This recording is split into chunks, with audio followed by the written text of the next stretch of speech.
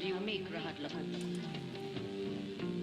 You take the rind of the lemon, the orange, or the kumquat. You strip it. Then you lay it to the side. Then you melt down your sugar, constantly stirring with a long wooden spoon. And when the timing is just right, you add your honey and more honey, constantly stirring with a long wooden spoon. And when the consistency is as the consistency should be, you add your cinnamon and nutmeg, constantly stirring with a long wooden spoon. Then when you feel in the mood,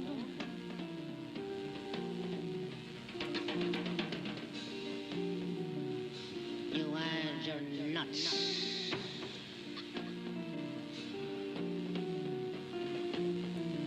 Constantly stirring with a long wooden spoon. Then when the mood hits you, you pour it all into a large copper pot. Be sure it's a copper pot, it adds to the taste.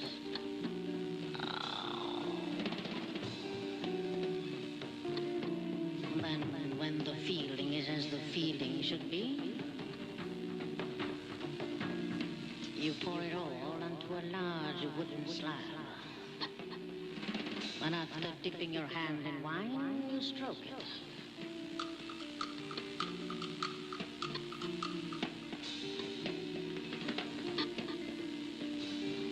Just to cool it off. And when the cooling is as cool as you would like it to be cool, you serve it in small portions.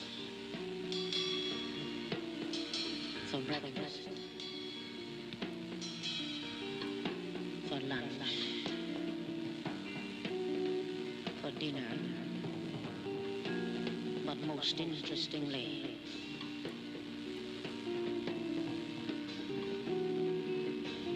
as a snack.